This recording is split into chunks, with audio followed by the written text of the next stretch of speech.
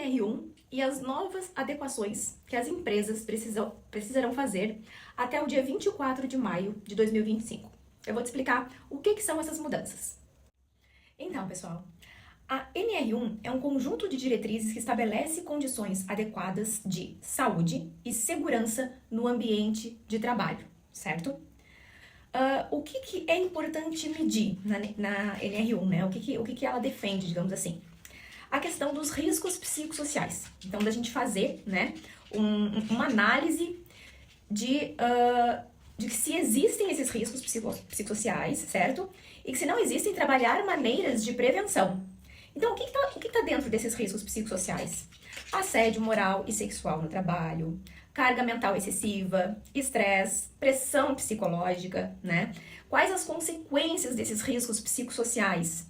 Doenças como ansiedade, como depressão, como burnout, né? Que é o estresse gerado pelo trabalho, transtornos de estresse pós-traumático e por aí vai.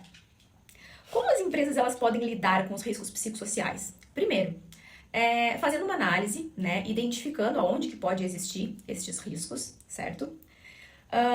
E promover a questão do respeito, da empatia, né, pelo funcionário. Então, valorizar a saúde mental dos colaboradores, né, essa é a principal, digamos assim, o principal objetivo, né, da NR1. Estabelecer políticas claras contra o assédio moral, o assédio sexual. Investir na questão da diversidade e da inclusão, né? Então, oferecer treinamento, né? Treinamento relacionado a quê? A educar esses colaboradores, né? Psicoeducar esses colaboradores. Então, mostrar para eles o que é o assédio moral, o assédio sexual, né? O que é estar sendo colocado em situações de estresse. Eu costumo dizer que esses treinamentos serão fundamentais, né? Porque a gente vai estar psicoeducando o colaborador, né? Aquela pessoa que às vezes pode até estar com algum sintoma, né? Relacionado à sua parte emocional e nem conseguir se dar conta disso, né? Porque desconhece sobre o assunto. Geralmente os treinamentos são relacionados a outros assuntos, né? Referentes a cargos de liderança, né? Como se portar diante do cliente. Então, isso está vindo, né? Para trazer um novo conhecimento para esse colaborador, tá? Estabelecer, né, canais de diálogo e suporte. Isso é fundamental. E aqui entra uma grande questão. Como é importante que a pessoa, né, o psicólogo, que vai estabelecer esse canal de diálogo, né, de daqui a pouco um atendimento individual, porque nem sempre as atividades em grupo, elas conseguem fazer com que as pessoas, né, se manifestem, digamos assim, certo?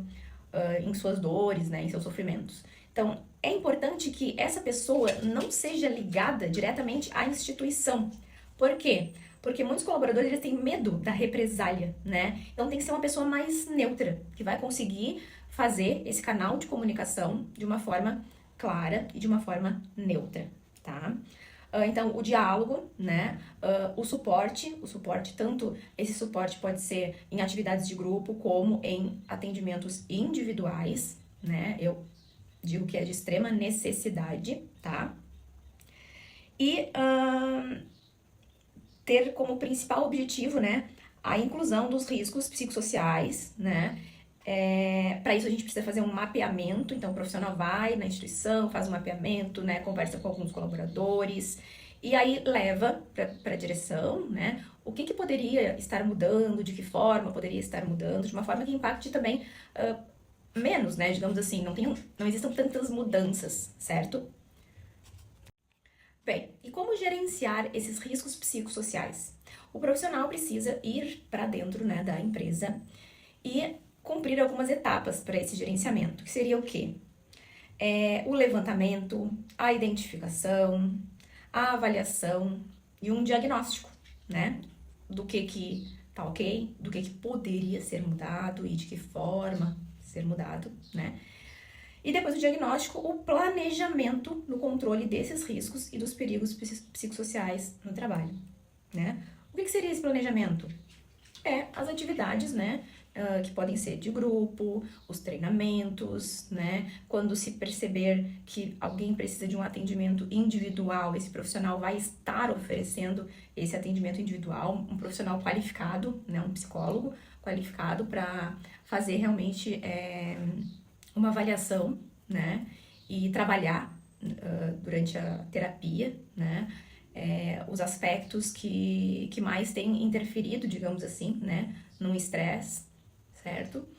E dessa forma que a gente vai perceber ao longo do tempo, né, o quanto isso vai impactar no rendimento de cada um, né? Daquele funcionário se sentir assim, ouvido, né? Poxa, eu tenho com quem contar, eu tenho para quem falar, né? Existe o código de ética, né? Então tudo que for repassado à instituição não vai ser nomeado, digamos assim, certo?